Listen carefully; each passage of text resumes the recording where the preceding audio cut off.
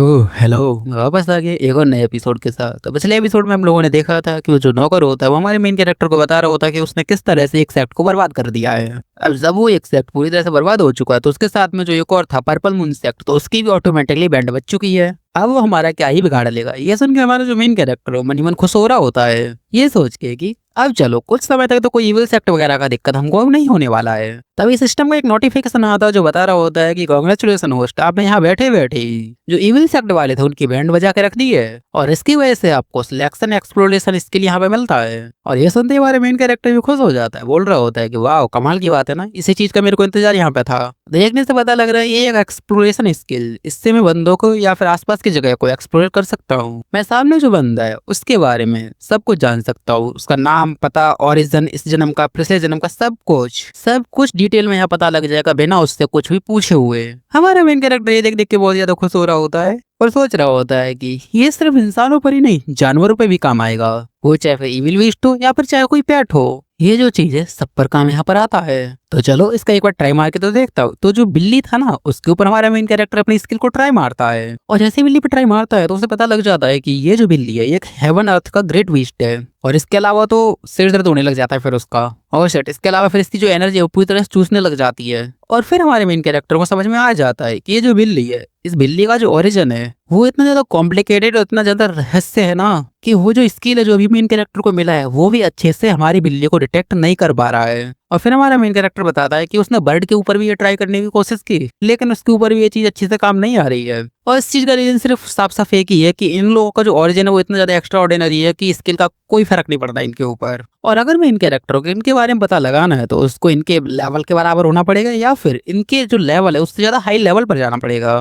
क्योंकि इस टाइम पे तो बिल्ली का पावर ही हमारे मेन कैरेक्टर से ज्यादा है और जो बर्ड है उसका भी पावर हमारे मेन कैरेक्टर से ज्यादा है। और हमारे मेन कैरेक्टर अभी के लिए फिलहाल उन्हीं के बारे में पता लगा सकता है जो सेम लेवल पे है या फिर मेन कैरेक्टर से लो लेवल पर है। लेकिन फिलहाल छोड़ो यार, इस सब चीज से क्या ही मतलब। इविल सेक्ट से तो कुछ टाइम के लिए राहत मिली गई है, साल 2 साल तक तो वो बिल्कुल ही परेशान नहीं करने वाले हैं। अभी के लिए तो फिलहाल आराम से खाना खाओ और सो जाओ। तो हमारा मेन कैरेक्टर ये सोच सोच के रिलैक्स कर रहा होता है, तभी हमारे मेन कैरेक्टर का जो तीसरा भाई है वो यहाँ आ जाता है, क्योंकि हमें तो पता है हमारा मेन कैरेक्टर 13वां भाई है। तो जो तीसरा भाई था वो आधे बोलने लग जाता है कि तेरे भाई ये सब चल क्या रहा है, तू अपने आप को देख रहा है, तू कितना ज्यादा आलसी निकम्मा और बेकार हो गया है, तो यहाँ पे अपने घोड़े बेच के सो रहा है। तो हमारा मेन कैरेक्टर चूज वन वो भी सोच रहा होता है कि यार मेरा जो तीसरा भाई है वो तो वैसे दिन भर ट्रेनिंग करता रहता था, आज पता नहीं कैसा क्या हो गया कि हिम्मत उठा के मेरे पास आ गया। तीसरा भाई बता रहा होता है कि तेरा भी भाई, तेरे को पता भी है तो किसका बेटा है, जो हमारे तीसरे अंकल थे तो उनका बेटा है। जो हमारे तीसरे अंकल थे वो कितने ज्यादा कमाल के थे और तू अपने आप को देख तो उनके नाम पे एकदम धब्बा है, काला सा और एक गंदा सा यहाँ पे धब्बा है। यार तो सच में एक फकिंग पीस ऑफ डिसअपॉइंटमेंट से ज्यादा कुछ नहीं है। यार मेरे को पहले लगा था जब तेरे को उनकी मौत का खबर या उनके गायब होने का खबर मिलेगा ना तो तू गुस्सा यहाँ पे करेगा, तू जाकर ट्रेनिंग करेगा, अपने आप को स्ट्रॉन्ग बनाएगा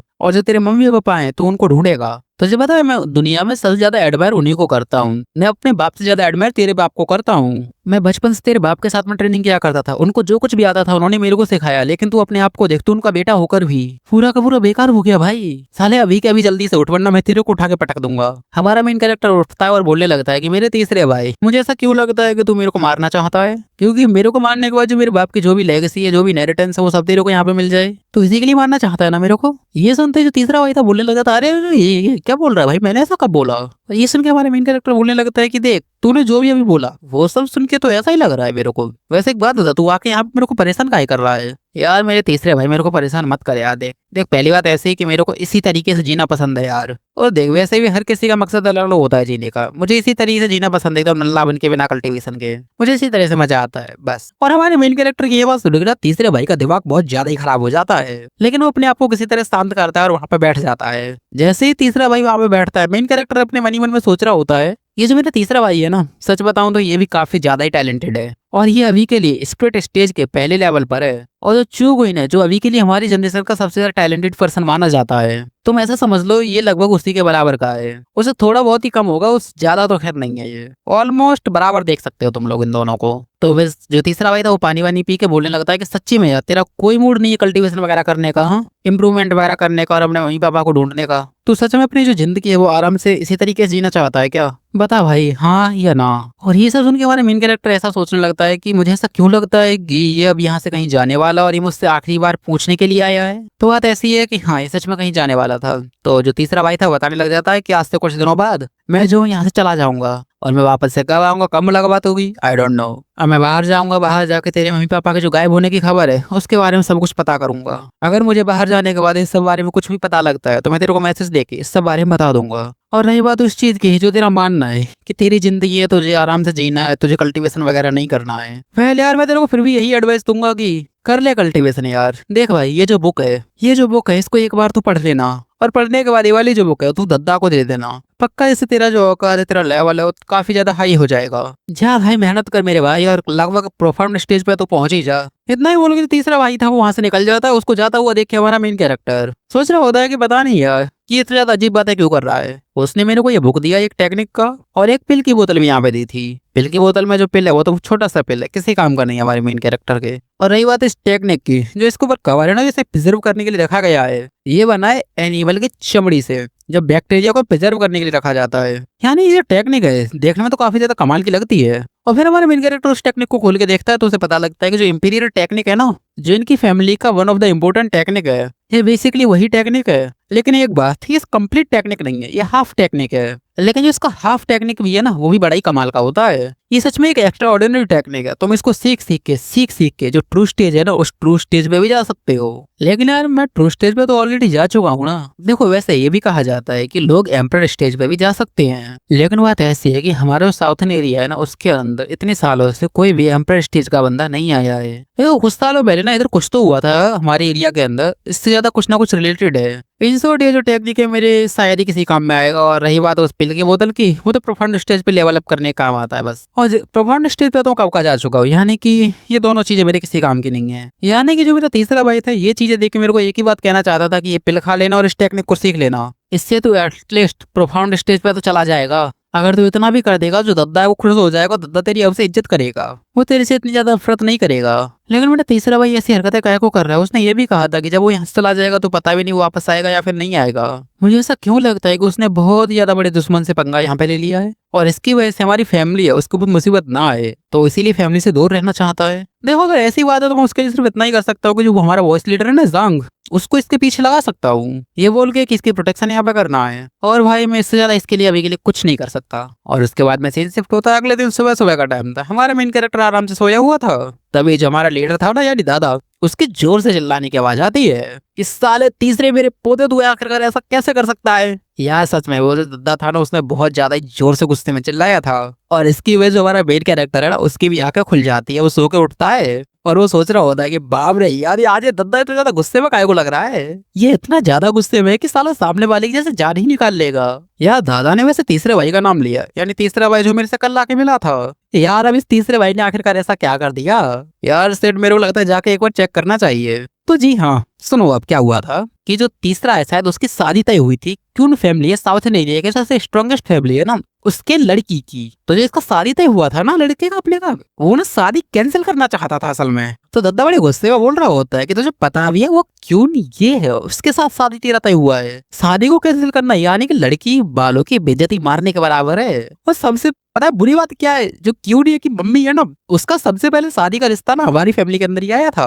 जो तीसरा बेटा था ना चूलू, जो मेन कैरेक्टर का बाप है अभी के लिए, उसके साथ में शादी तय हुआ था, लेकिन उसने किसी और लड़की के लिए उसको रिजेक्ट मार दिया। और आज तू खुद को देख, तू उसकी बेटी को रिजेक्ट यहाँ पे मार रहा है। देख आई डोंट फकिंग केयर, मुझे नहीं पता तू उससे प्यार करता है नहीं करता है, लेकिन शादी सामने से मैंने तय करवाई थी और इसीलिए तेरे को शादी करना पड़ेगा, मतलब कि करना ही पड़ेगा।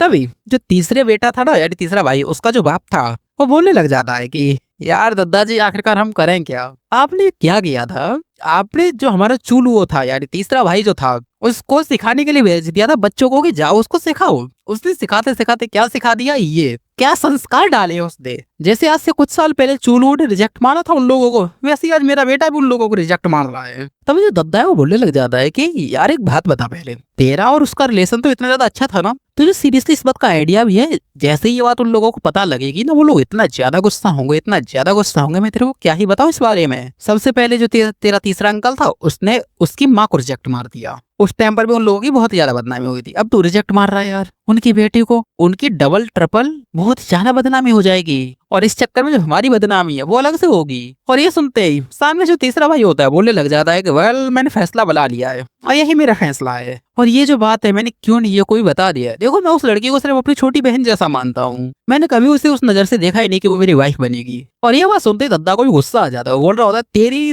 तो। और तभी वो तीसरा भाई बोलता है कि वैसे मैं आपको एक बात बता दूं कि मैं अभी यहाँ से जा रहा हूँ और इसीलिए मैं आप लोगों को आखिरी गुड बाय बोलने के लिए आया था और इसीलिए अब भाई। ये सुनते उसका बाप जो था वो बोलने लग जाता है कि क्या मतलब तू यहाँ से जा रहा है, ऐसे कैसे तू यहाँ से चला जाएगा। और फिर जो सबसे बड़ा बेटा है, पहले देखो मैं तुम्हें समझा देता हूँ, जो दद्दा है उसके लिटरली 4 बेटे थे, ठीक है। और ये जो है ये उन चारों में सबसे बड़ा बेटा है, ठीक। और जो हमारा मेन कैरेक्टर उसका जो बाप था चूलू वो तीसरे नंबर का था, ठीक है। और इन चारों के जो भी बच्चे लोग हैं उन सबको मिला के 13 बच्चे यहाँ पे होते हैं। और इसी तरह से यहाँ पे 3 जनरेशन होते हैं। और फिर ये जो बड़ा भाई था ये बताने लगता है कि देखो जो भी हमारी फैमिली के अंदर भाई लोग रहते हैं उनके अंदर लड़ाई झगड़ा दुश्मनी चलती रहती है। हमारी जनरेशन में जो हमारा तीसरा भाई था चूलू वो काफी ज्यादा स्ट्रॉन्ग था, टैलेंटेड भी था, लेकिन एंड में देखा ना तो उसने गद्दारी की और हमारे बीच में फिर लफड़ा चलने लगा। मुझे पता है तूने भी किसी ना किसी भाई के साथ लफड़ा किया होगा तो उसके लिए तू घर छोड़ के जा रहा है। देख यार ये तो बहुत ज्यादा गलत बात है, तेरे को इस तरह से यहाँ पे ऐसा नहीं करना चाहिए। और ये सुनते दद्दा बोलने लग जाता है कि बेटे तीसरे तू कहीं नहीं जा रहा, तू आज यहीं पे रुकेगा और मैं तेरी शादी आज के आज यहीं पे करवा के ही रहूंगा। और उतने में जो इस फैमिली का नौकर था वो आ जाता है और बोल रहा होता है कि अरे मास्टर सुनो ना मेरी बात, जो क्यून फैमिली थी ना उस क्यून फैमिली से 2 लोग यहाँ पर आए हैं। तो दद्दा पूछता है कि कौन 2 लोग आए हैं। तो ये जो नौकर था वो बताता है और कोई नहीं आया, वही दुल्हन जिसके साथ वो शादी होने वाली थी क्यों नहीं है और उसकी जो माँ थी वो यहाँ पर आई है। और ये बात सुनकर जो लीडर था ना वो भी हिल जाता है पूरी तरीके से, सोच रहा होता है कि अरे बाप रे यही टाइम मिला था उन लोगों को आने के लिए, कहीं ऐसा तो नहीं उन लोगों को खबर मिल गई हो। इधर हमारा मेन कैरेक्टर जो यहाँ बैठे बैठे सारी बातों को अपने डिवाइन सेंस से सुने जा रहा होता है, वो भी बड़े मजे ले रहा होता है, सबकर बोल रहा होता है कि वाह यार मुझे मानना पड़ेगा मेरे तीसरे भाई में काफी ज्यादा हिम्मत है, उसने लिटरली मेरे बाप से कुछ ज्यादा ही सीख लिया है। उसने कहा भी था कि मैं पूरी दुनिया के अंदर अपने बाप से ज्यादा एडमायर तेरे बाप को करता हूँ। और उसी तरह से करने लगा ये भी, जैसे मेरे बाप ने रिजेक्ट मारा था वैसे इसने भी रिजेक्ट मार दिया। और दद्दा भाई ये तो बहुत ही ज्यादा गुस्सा किया जा रहा है, मजा आ रहा है देखने में। अब देखो मेरे भाई ने जो ये फैसला किया है उसे पता होगा कि जो दद्दा है वो गुस्सा करेगा सामने से, लेकिन उसने ये जो फैसला किया ये पक्का कुछ ना कुछ सोच समझ के ही किया होगा और उसको इस चीज का अंजाम में मालूम होगा कि अंजाम लास्ट पर मेरा क्या होगा।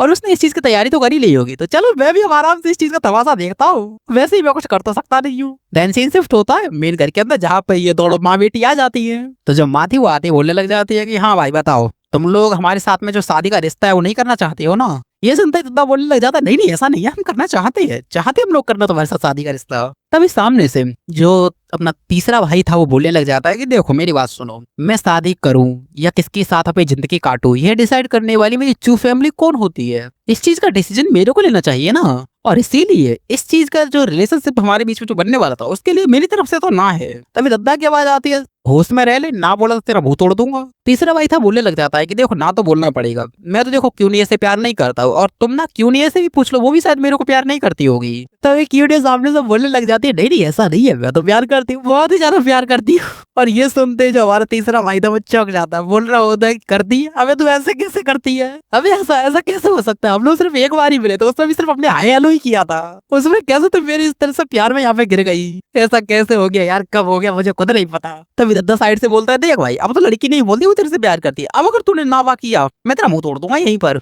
मनी मन दद्दा ने सोच रखा था कुछ भी हो जाए मैं इस शादी को कैंसिल नहीं होने दे सकता, अगर ये शादी कैंसिल हो गई तो हमारे बीच में और जो क्यून फैमिली उसके बीच में दरार आ जाएगा और इसके साथ में जो बाकी की 2 फैमिली है यानी टोटल मिला के 4 फैमिली है ना उनके बीच में भी दरार आ जाएगा। अभी भी जो हमारी दोस्त है वो काफी ज्यादा बढ़िया, अगर हम अब साथ में मिलकर दुश्मन से फाइट करते हैं ना तो काफी अच्छे से हम लोग जीत जाते हैं। अभी के लिए हम लोग ऐश कर रहे हैं लेकिन अगर दरार आएगा तो हम लोग बिल्कुल भी ऐश नहीं कर पाएंगे। तो इस सामने से जो क्यूट फैमिली की लड़की थी वो बोलने लग जाती है देखो मैं आपको बता देती हूँ जब मैं आपसे पहली बार मिली थी तभी मुझसे आपको पहली नजर वाला ही प्यार हो गया था। और ये सुनते ना तीसरे भाई को अपने ऊपर ही शक होने लग जाता है कि क्या सच में मैं रियलिटी में इतना ज्यादा हैंडसम हूँ, क्या इतना ज्यादा कमाल का हूँ, मुझे खुद नहीं इस बारे में पता था। नहीं नहीं नहीं ऐसा बिल्कुल नहीं हो सकता, ऐसा हो ही नहीं सकता। वो सामने से बोल देता कि इनफ नॉनसेंस, मुझे शादी नहीं करनी है, मानता हूँ तुम लोग मुझसे प्यार करती होगी ठीक है अच्छी बात है लेकिन मैं तुमसे प्यार नहीं करता हूँ और इसीलिए हमारे बीच में ऐसा कुछ भी नहीं हो सकता। तभी जो लड़की की माँ थी वो जोर से चिल्लाते हुए बोलती है और दद्दा को ताना मारती है कि वाह दद्दा जी वाह, ऐसा क्यों लगता है कि जो आपकी ट्रू फैमिली है उस ट्रू फैमिली के अंदर में जो हमारे घर की बेटियां हैं वो शादी ही नहीं कर सकती हैं। ये सुन के दादाजी बोलने लग जाता है हाँ मुझे पता है लेकिन अभी के लिए तुम शांत हो जाओ, मैं समझ रहा हूँ कि तुम क्या कहने की कोशिश कर रही हो। मेरा तीसरा बेटा चूलू हो उसने आपको रिजेक्ट मारा था, आपके साथ शादी नहीं की थी और अब आपकी बेटी को मेरा तीसरा पोता रिजेक्ट मार रहा है, डोंट वरी, कोई भी रिजेक्ट नहीं मारेगा, ये शादी होके रहेगी, मतलब होके ही रहेगी। और ये सुनते जो तीसरा भाई था वो भी जोर से चिल्ला के बोलता है नहीं होगी, मतलब नहीं होगी। हाँ मुझे पता है कि मैं अपने जो अंकल थे तीसरे वाले उनके जैसा टैलेंटेड हूँ, लेकिन उनके बराबर स्ट्रॉन्ग नहीं हूँ। हाँ मुझे पता है उनकी शादी में जबरदस्ती की जा रही थी, लेकिन वो फिर प्यार के लिए आपके खिलाफ गए और फिर उन्होंने अपने प्यार से शादी की थी। और भाई जब जाके प्यार का मामला आता है ना, तो मैं भी उनके ही जैसा हूँ, मैं भी वही काम कर सकता हूँ जो कि उन्होंने किया था। तभी जो एक और अंकल जी तरह बोलने लग जाते हैं कि हाँ अब तूने को देख के लग रहा है कि तूने जो हमारा तीसरा भाई था ना, यानी अपने तीसरा अंकल, उससे तूने यही सीखा है कि शादी का रिश्ता किस तरह से कैंसिल कराया जाता है। डॉगर अभी के लिए इसको पकड़ो और इसको पकड़ के जेल के अंदर बंद करो। तभी सामने से तीसरा भाई था बोलने लग जाता है सुनो सुनो, क्यों नहीं है बात सुनो, तुम मेरी, तुम बहुत अच्छी लड़की हो, बहुत ज्यादा अच्छी लड़की हो, तुमको ना मेरे से भी ज्यादा अच्छा कोई ना कोई मिल जाएगा। और तभी वो अपना टेलीपोर्टेशन मोती निकालता है और अपने आप को टेलीपोर्ट करके कहीं और ही पहुंचा देता है। और ये देखते ही दद्दा भाई गुस्से से पागल हो जाता है, बोल रहा होता है नहीं नहीं नहीं नौकर अभी कभी जाओ और उसको ढूंढ के लाओ, पकड़ के, वो भी उल्टा पकड़ के लेके आना है उसे। और ये सब देख के जो लड़की की माँ थी ना वो बोलने लग जाती है मानना पड़ेगा तुम्हारी फैमिली के अंदर जो तीसरे नंबर के बंदे होते हैं वो सच में बड़ी हरामजादी किस्म के होती है, उनको सिर्फ शादी का रिश्ता ही तोड़ने आता है। तुम्हारा तीसरा बेटा उसने मेरे साथ में शादी का रिश्ता तोड़ा और तुम्हारे तीसरे पोते ने मेरी बेटी के साथ में रिश्ता तोड़ दिया, लाला था तुम्हारे ऊपर। दद्दा सामने से बोलता है डोंट वरी हम उसको पकड़ के लाएंगे, कुछ भी नहीं होने देंगे हम। तभी सामने से जो वो लड़की होती है, लड़की की माँ वो बोलने लग जाती है कि हाँ हमने ये भी सुना जो चुलुओं का बेटा था वो आपके इंस्ट्रक्टर हॉल उसमें जो भी आपके घर से थोड़ा सा दूर है वहां पे रहता है, आपने उसे निकाल के वहां पे फेंक दिया है। तो दद्दा बोलता है कि हाँ मैंने वहीं फेंक दिया है। तो लड़की की माँ बोलती है गुड, मैं भी वहां पे जाके देखना चाहती हूँ कि आखिरकार जो चुलुओं का बेटा है वो कैसा है। और ये सोचते दद्दा कंफ्यूज किया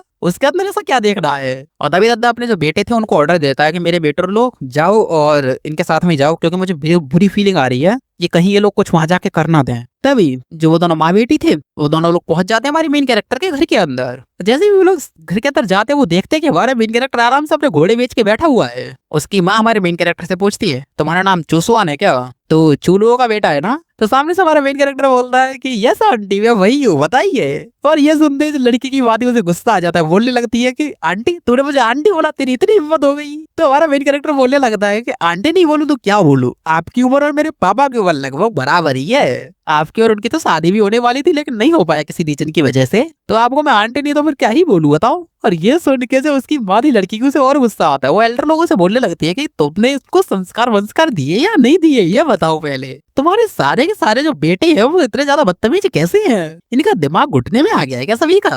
और रही बात इस चीज की, तुम सच्ची में शादी वादी तोड़ना चाहते हो तो पता भी है ना इसका अंजाम कितना बुरा होगा।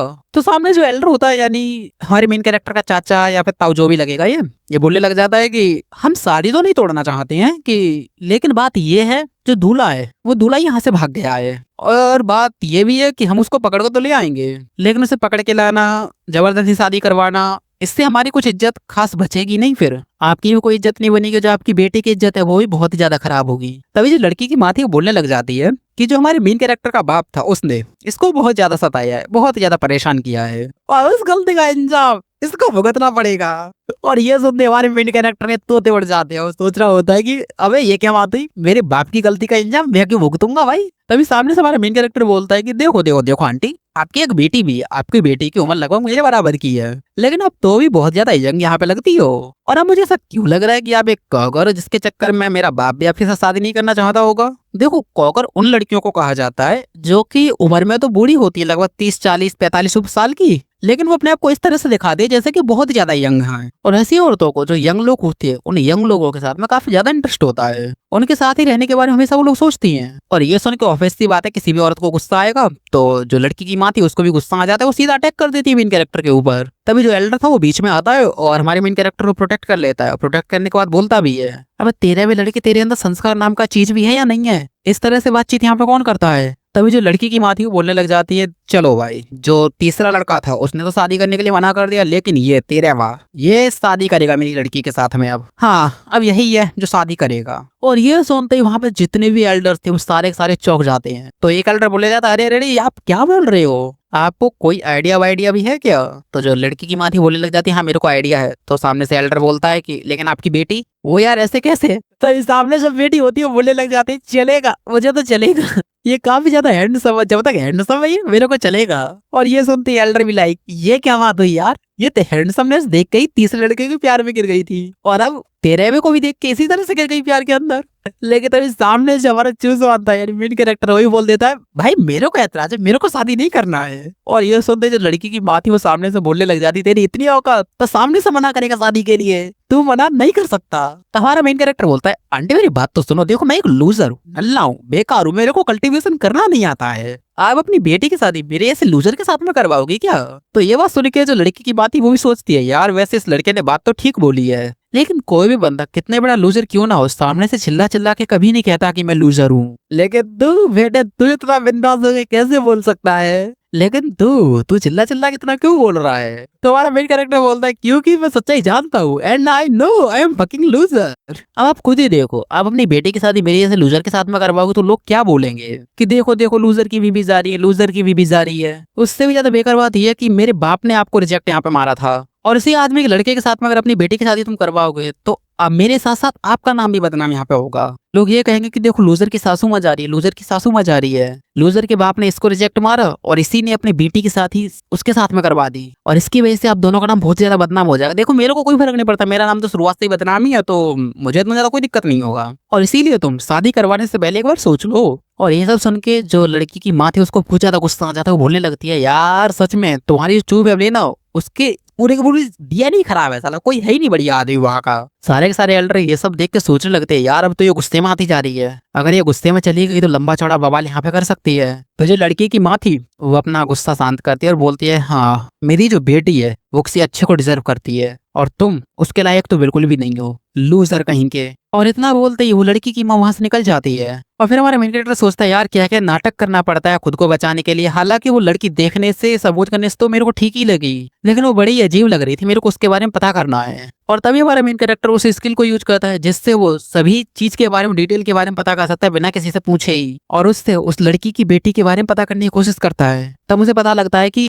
जो पिछला जन्म था उसका, उस जन्म में एक डीमन यहाँ पे थी, एक ऐसी डीमन जो कि एम्परर स्टेज पे यहाँ जा चुकी थी और अभी के लिए उसका रिइंकार्नेशन हुआ एक इंसान की फॉर्म में। और अभी के लिए तुम ऐसा समझ सकते हो कि ये अपने रिकवरी स्टेज पर है। और हाँ जब तक इसका पावर रिकवर नहीं होता है तब तक ये बाहर से क्यूट सी, चार्मिंग सी, लिटिल सी लड़की बन के रहेगी और इसको साथ ही में यंग, हैंडसम और टैलेंटेड लड़के जो होते हैं उनके ऊपर बहुत ज्यादा प्यार आएगा, लेकिन अंदर ही अंदर ये काफी ज्यादा निर्दयी लड़की रहेगी। और ये सब देखते हमारा मेन कैरेक्टर भी सोच रहा होता बाप रे बाप, पिछले जन्म में एक डीमन यहाँ पे थी और ऊपर से एक एम्परर स्टेज की डीमन थी, तभी तो भाई मैं इस चीज के बारे में ज्यादा नहीं पता कर पाया क्योंकि एम्परर स्टेज पर मैं नहीं जा पाया हूँ, लेकिन ये पिछले जन्म में एम्परर स्टेज पे थी और ये धीरे धीरे करके रिकवर हो रही है और फिर ये एम्परर स्टेज पे चली भी जाएगी। और डिटेल में ये भी लिखा था कि यंग और हैंडसम जो लोग हैं उनके ऊपर ये दीवानी हो जाती है। देखो ये बात तो तुम्हें माननी पड़ेगी कि मैं सभी लोगों के सामने नल्ला दिखाता हूँ, लेकिन हैंडसम तो देखो मैं हूँ, लेकिन शादी कैंसिल कर ले रहा मैं नहीं, मेरा तीसरा भाई था यार, उसके ऊपर कोई मुसीबत तो नहीं आएगी ना यार, मुझे एक बार के लिए उसको इन्फॉर्म कर देना चाहिए। तो हमारे मेन कैरेक्टर के पास जो बर्ड है उसको बता देता है कि देख ऐसी ऐसी बात है, उसको जाके ये बातें बता दे और उसके बाद में जो बर्ड है वो वहां से चली जाती है। उसके जाने के बाद हमारा मेन कैरेक्टर सोच रहा होता है कि यार जो ये शादी वादी का कांड हुआ है उसकी वजह से जो दोनों फैमिली इनके बीच में हल्की सी दरार आएगी, सिर्फ हल्का सा दरार आएगा, कोई ज्यादा फर्क नहीं पड़ेगा क्योंकि ये जो मामला है ना इतना भी बड़ा नहीं है जितना लोग यहाँ पे ऐसा समझ रहे हैं। जब वो जो लड़की है ना उसका पावर पूरी तरह से रिकवर होकर जब वो एम्परर स्टेज पे चली जाएगी तभी जो हमारी चू फैमिली है ना, ये चू फैमिली बहुत पछताएगी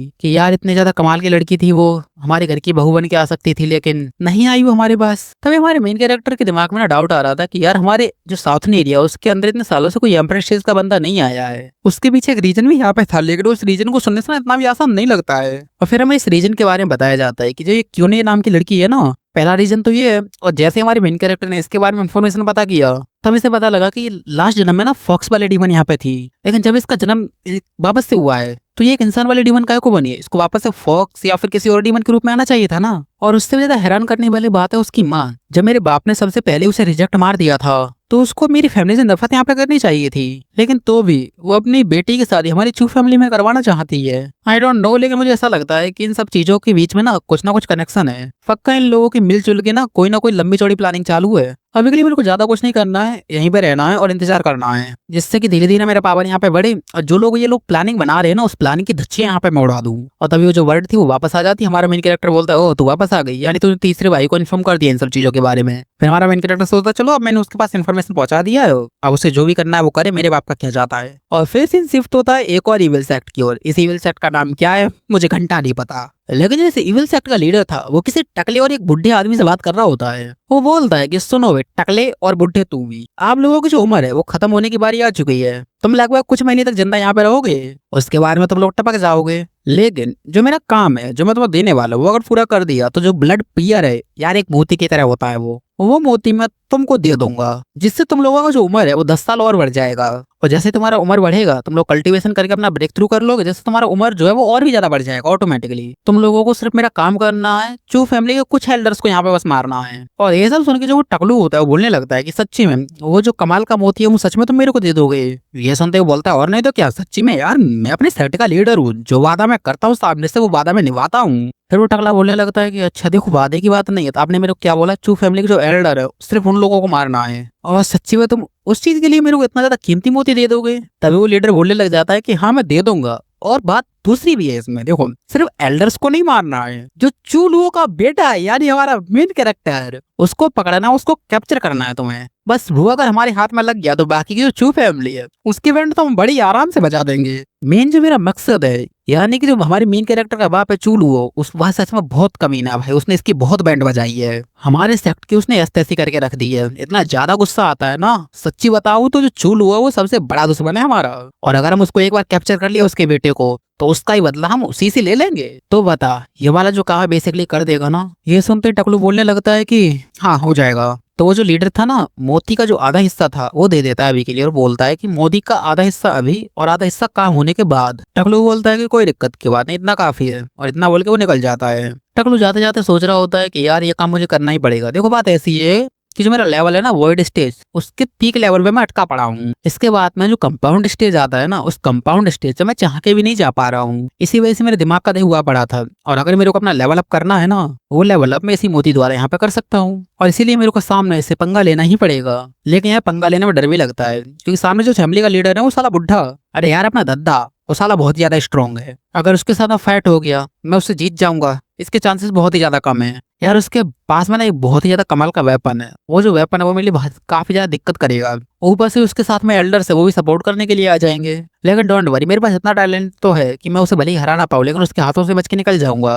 मेरा मेन टारगेट ना उसको हराना या उसको मारना नहीं है, मेरा मेन टारगेट है वहाँ के छोटे मोटे एल्डर्स को मारना, वो जो चूलुओ का बेटा है उस बेटे को यहाँ पे किडनैप करना। तो इस चीज को ट्राई मारने में क्या जाता है, और अगर मैं ट्राई नहीं मारूंगा तो वैसे भी कुछ महीने बाद यहाँ पे मर ही जाऊंगा। और भाई लोग मैं आप लोगों को एक चीज के बारे में एक्सप्लेन करना तो भूल ही गया था, सिस्टम ने इसको एक रिवॉर्ड भी दिया था जब इसने बेटी को रिजेक्ट मारा था, उसका नाम था हार्टलेस फायर। तो इस चीज के बारे में हमारा मेन कैरेक्टर चेक करता है, सिस्टम से पूछता है कि बताओ ये चीज क्या है। तो सिस्टम बताता है कि एक्चुअली ये जो फायर है ना ये बंदों को गुस्सा दिलाएगा, इतना ज्यादा गुस्सा दिलाएगा, इतना ज्यादा गुस्सा दिलाएगा कि एंड में जाते जाते उसकी जो बॉडी है वो आइटम बॉम्ब जैसी ब्लास्ट यहाँ पे हो जाएगी। और ये जो फायर अगर तुम्हें किसी की बॉडी के अंदर डालना है तो वाला सबसे हल्का सा गुस्सा यहाँ पे दिलाना है, बस जैसे वो हल्का सा गुस्सा यहाँ पे होगा तुम उसकी बॉडी के अंदर ये फायर डाल दो, उसका गुस्सा ऑटोमेटिकली बढ़ जाएगा। ये देखते हमारा मेन कैरेक्टर चौंक जाता है कि ओह माय गॉड गुस्सा किसको नहीं आता भाई, ऑब्वियसली सबको गुस्सा आता है, और हल्का सा गुस्सा तो यार सभी लोगों को ही आता है, जो किलर है जो बुरे लोग हैं जो मेरे पास आएंगे उनको तो सिर्फ मेरे हल्का सा गुस्सा दिलाना उसके बाद फायर डाल दो उनकी बैठ ऐसे ही बच जाएगी। अब आते करंटली हमारा मेन कैरेक्टर बहुत ज्यादा खुश है, बहुत ही ज्यादा अच्छे तरीके से बैठा हुआ है, सोच रहा होता है कि वाह यार जिंदगी कितनी अच्छे तरीके से चालू है।